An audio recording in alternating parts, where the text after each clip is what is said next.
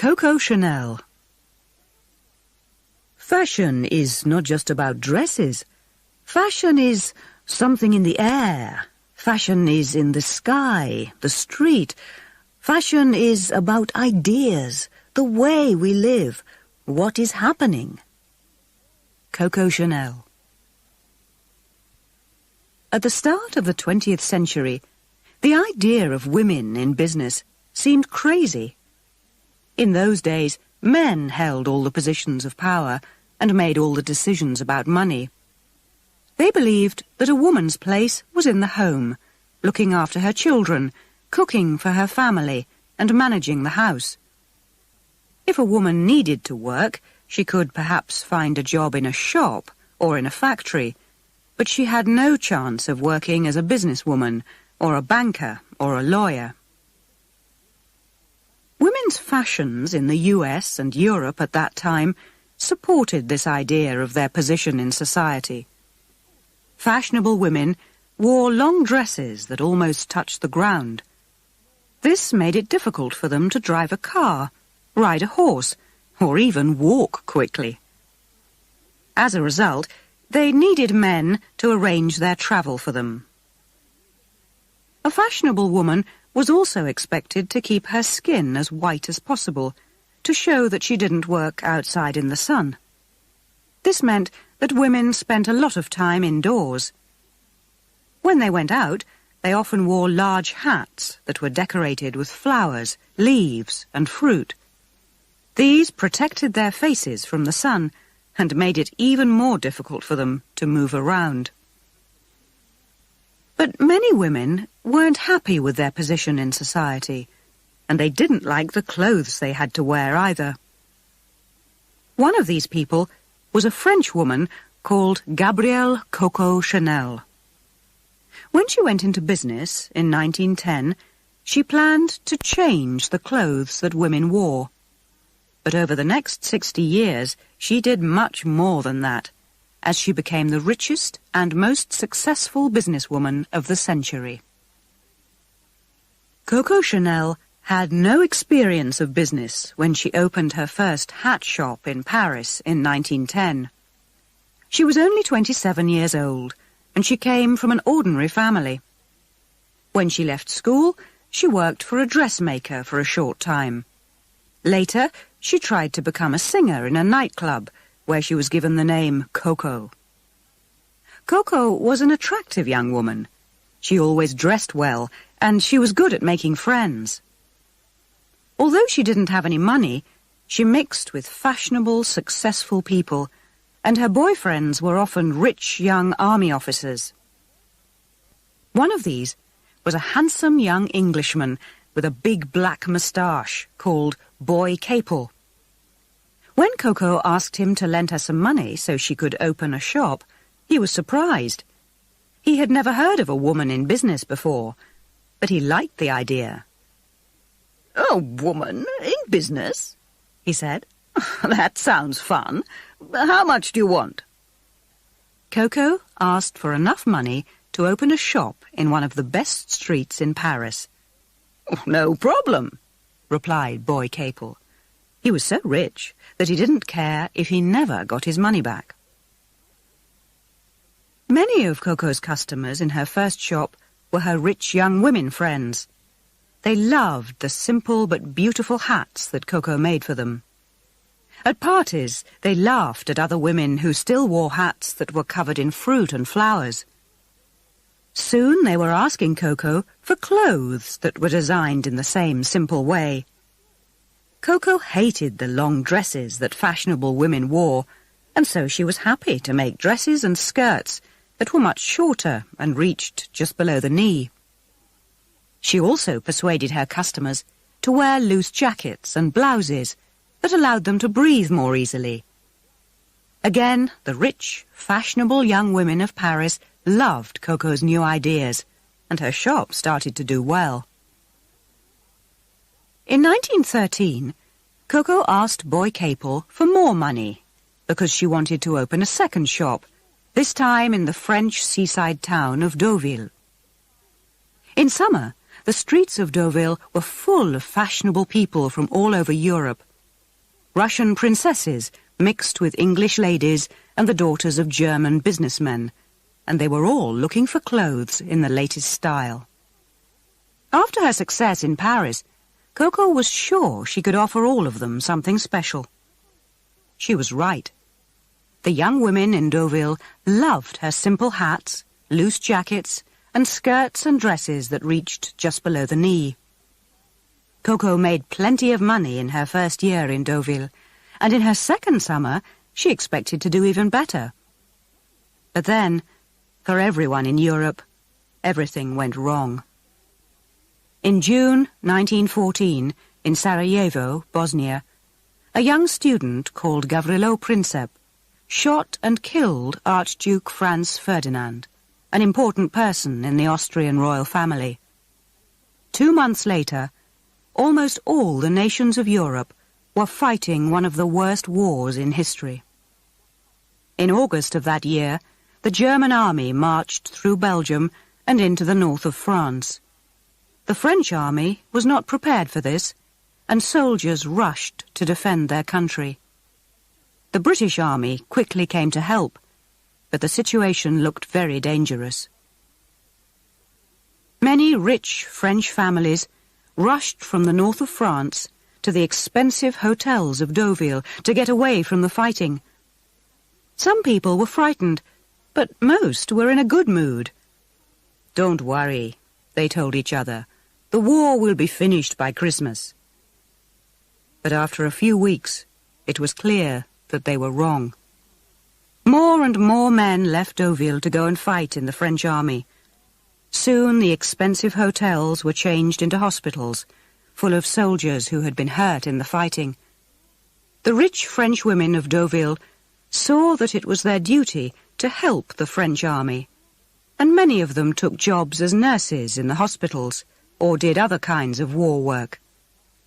But after a few days, they realized that it was impossible to work in their long dresses.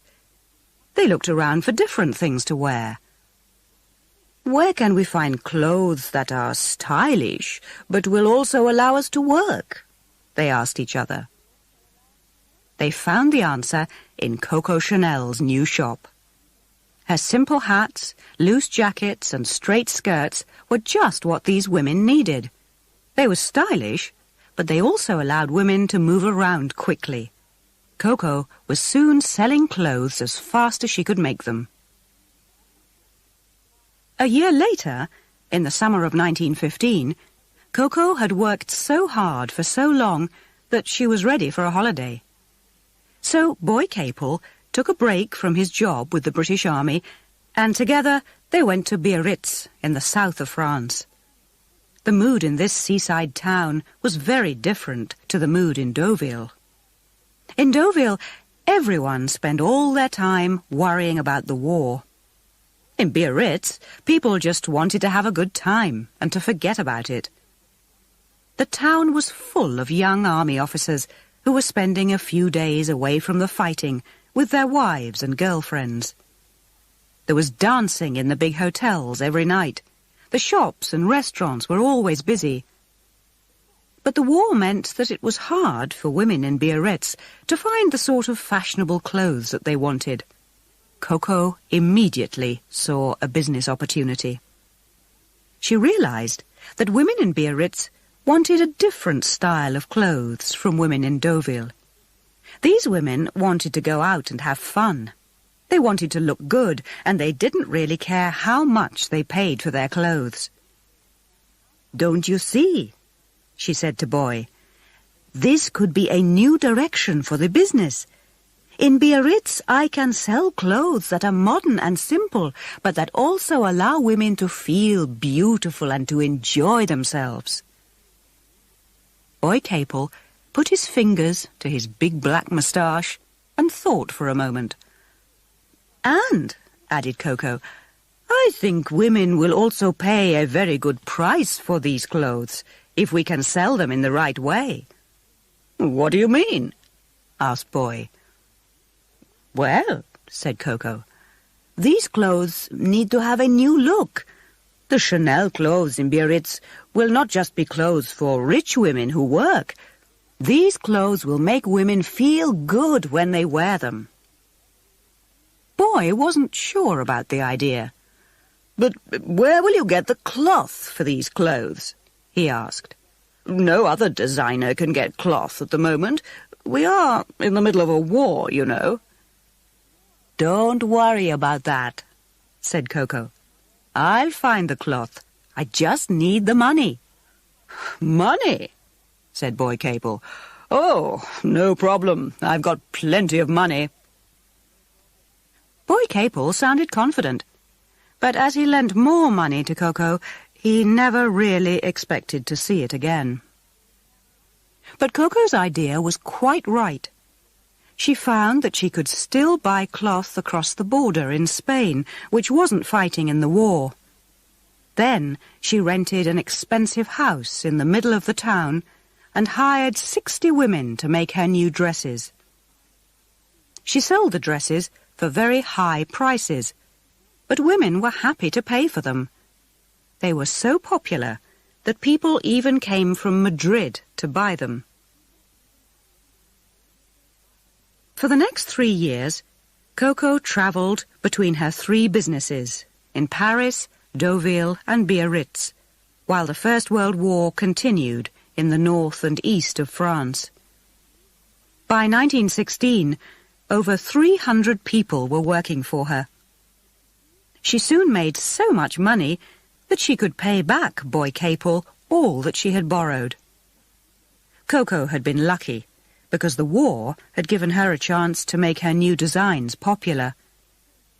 But she had also shown that she could recognize business opportunities and that she could change her style to suit her customers. When the war finished, in November 1918, Coco was ready to start the next and most successful part of her business life. The First World War completely changed European society. Millions of young men had been killed, and women now had a much more important position in society. Women had shown that they could work in offices and factories while men were fighting in the war. In many countries, women were now allowed to vote for their government for the first time. By the start of the 1920s, women had realized that they could be different from their mothers. They could lead a very different kind of life from the one they had known before the war. After the bad times of the war, rich young people just wanted to spend money and to have fun. They drove their shiny new cars to the beach, where they played games and swam in the sea. Both men and women went to parties, where they smoked cigarettes and drank alcohol. They danced to the music of Louis Armstrong and Jelly Roll Morton. They went to the cinema to watch the films of Charlie Chaplin and Greta Garbo, and they also wore the clothes of Coco Chanel. Women didn't want to return to the long, tight dresses and silly hats of the years before the war. They wanted clothes that allowed them to move around freely. Chanel's style was just right for the time. But now, her clothes were not just for the women of Paris, Deauville and Biarritz. The end of the war meant that she could sell her clothes around the world. For women in the big cities of Europe, she made smart suits of jackets and skirts. And for women on holiday, she designed special beach clothes. In the US, her dresses were so successful that a magazine even compared them to the Ford motor car. Coco's business grew and grew. But Coco didn't just think about clothes. She realized that women couldn't always wear diamonds and other expensive jewelry when they went out, so she started making jewelry that looked real but was made from cheap materials. She also introduced the idea of short hair for women, and for the first time she made it popular for women to go out in the sun so their skin went brown. But Coco's best decision was to go into the cosmetics business. She knew that the cosmetics business and the fashion industry were similar in many ways, and she was sure that her ideas could help her to be successful in this area. She also believed that cosmetics were very important. She once said, "If a woman doesn't wear perfume, she has no future."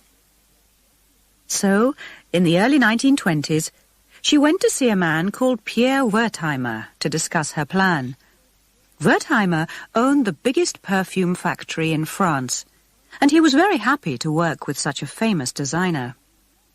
At that time, women wore perfumes which always smelled of flowers.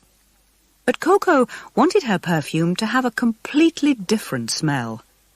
Together, Wertheimer and Chanel invented a new kind of perfume, and they decided to sell it in a simple, square bottle. They agreed to give it Coco's name, and she added her lucky number. The result was Chanel No. 5, the most successful perfume of the past 100 years. As Coco grew richer and more successful, she mixed with the most famous people of the time. She loved to be with artists, and she made clothes for shows at theatres in Paris, where she worked with Jean Cocteau, Pablo Picasso, and Sergei Diaghilev. These people all admired Coco's work and understood what she was trying to do. Coco worked in fashion according to rules that seemed to have value only for painters, musicians, and writers, said Jean Cocteau.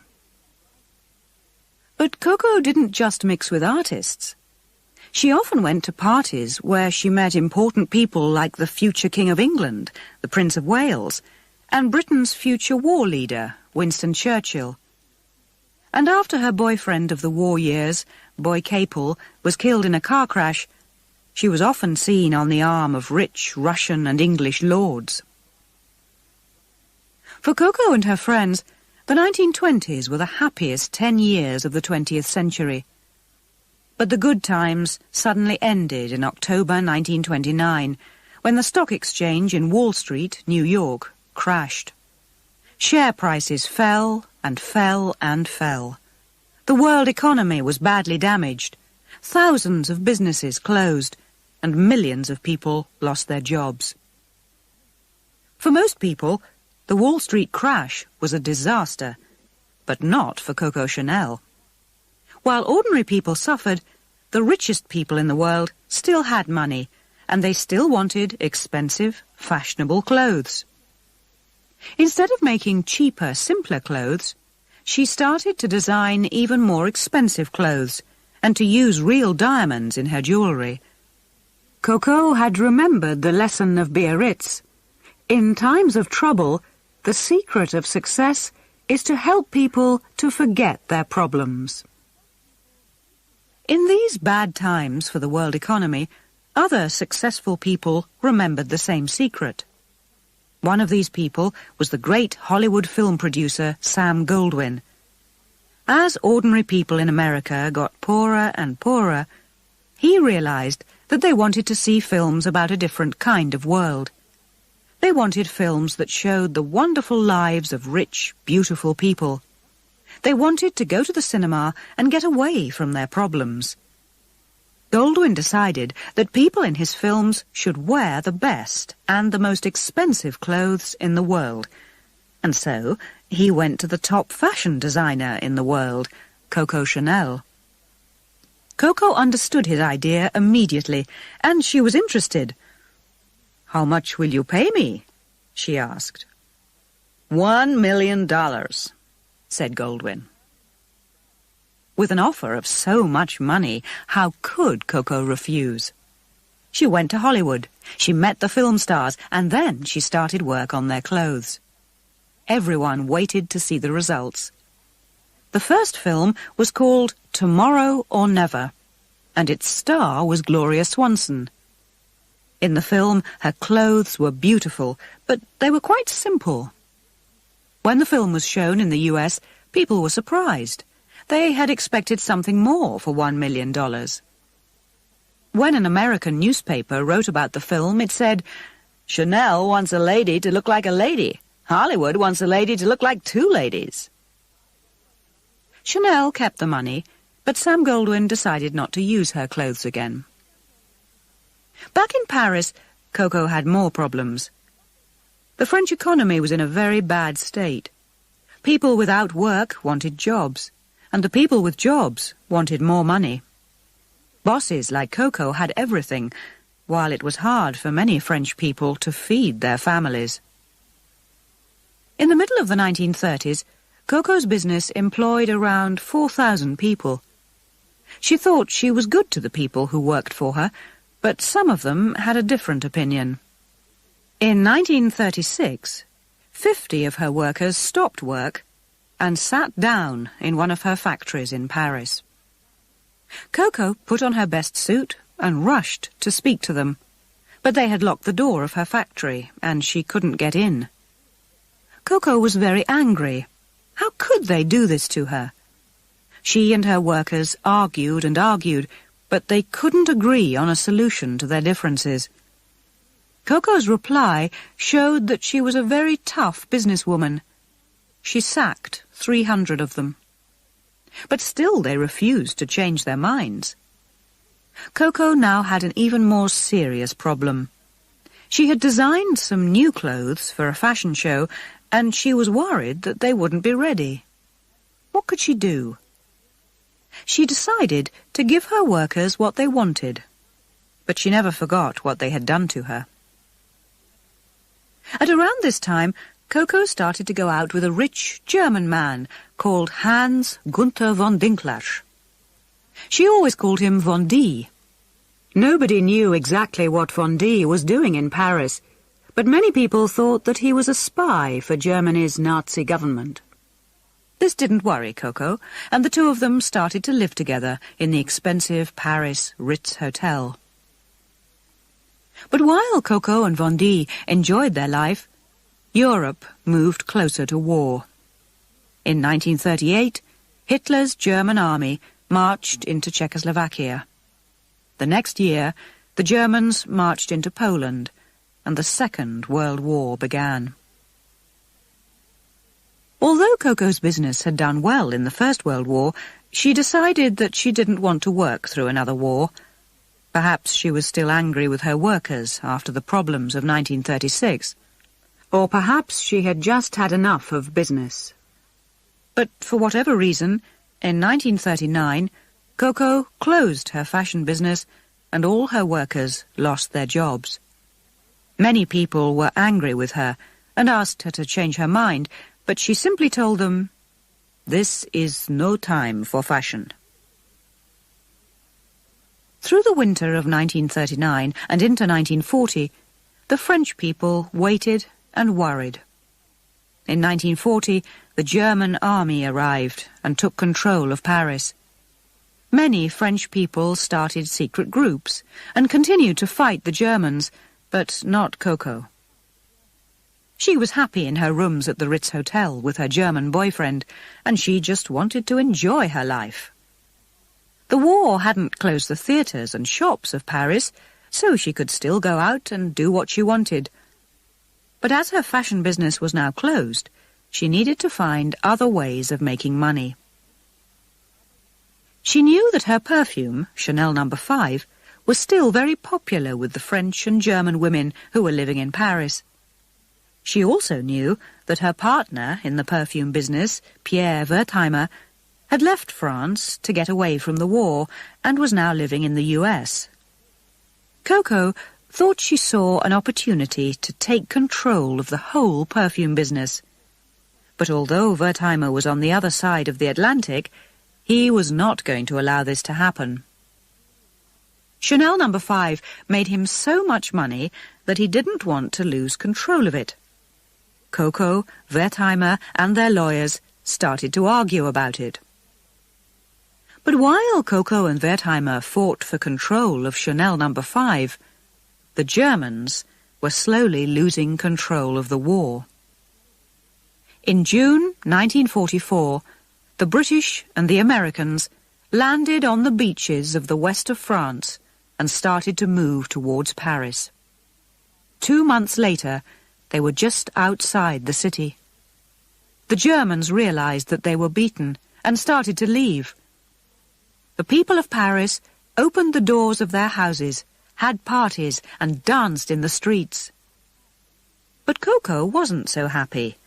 She knew that many French people were angry with people who had helped the Germans in the war, and they wanted to punish them. Would they want to punish Coco? She wasn't going to wait to find out. When the war ended, she left France and went to live abroad. For most of the next 8 years, Coco lived quietly in Switzerland.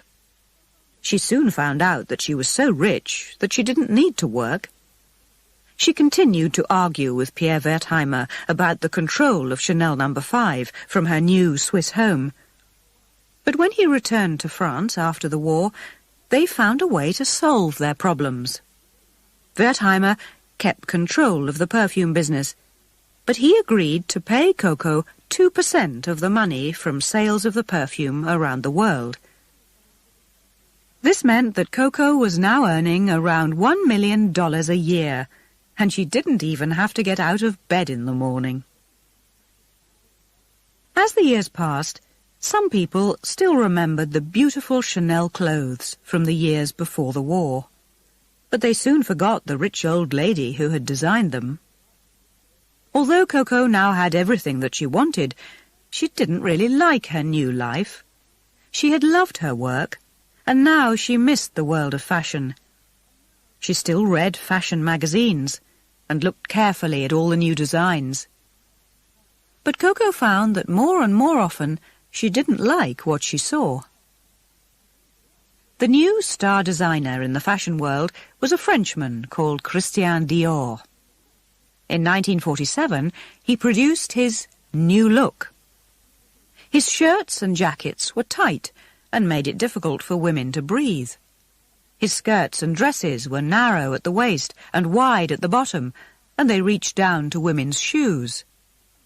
Women loved Dior's clothes. They were very different to the boring clothes and uniforms that they had had to wear during the war years. They were also very different to the Chanel look of the years before the war. Every year, Christian Dior's new look made Coco more and more angry.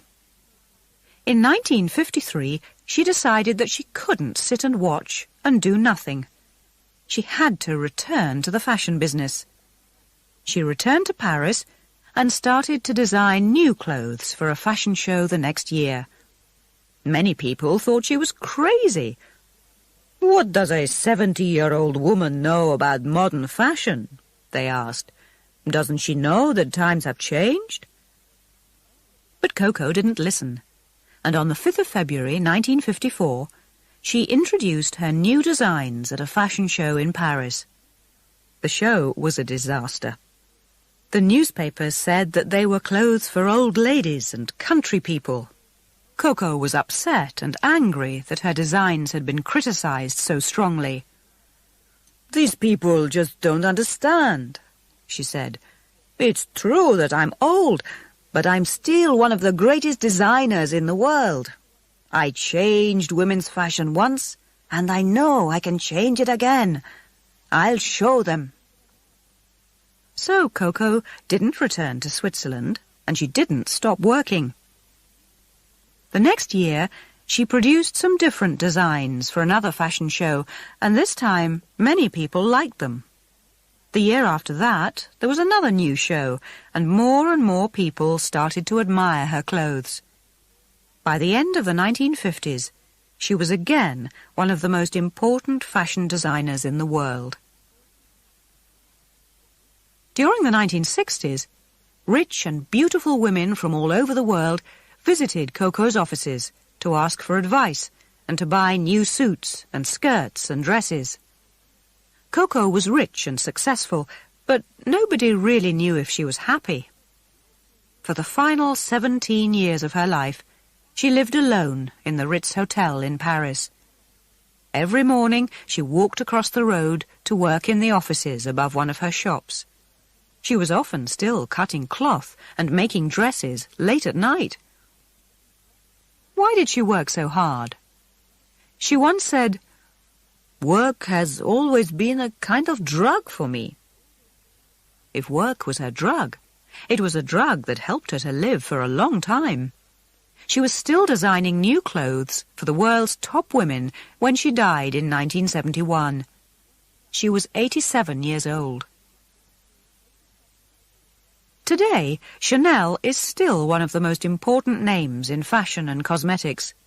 But the modern House of Chanel is very different to Coco's old company. A new boss, the German designer Karl Lagerfeld, joined the company in 1983 and introduced several new ideas. He saw that the company could use Chanel's famous name to sell many different products all over the world. Soon the company had shops in over 40 countries. The Chanel name was on hats, belts, jewellery, clothes and handbags, as well as on many different kinds of cosmetics. Chanel's products were bought by many more women than ever before. But if Coco was still alive today, she would probably be pleased with many things about the modern company. She could walk into the best shop in any big city in the world and buy her Chanel No. 5 perfume, and it would still be in the same square bottle. She could walk into a Chanel shop and still find smart suits and beautiful dresses in the simple Chanel tradition. In her work as a designer, Coco Chanel loved simple styles because she believed that a woman was always more important than the dress that she wore. "Dress badly," she once said, "and people will notice the dress. Dress well, and people will notice the woman." In her life, people noticed Coco Chanel, not just because of wonderful clothes, but also because she was the first and most successful international businesswoman of the 20th century.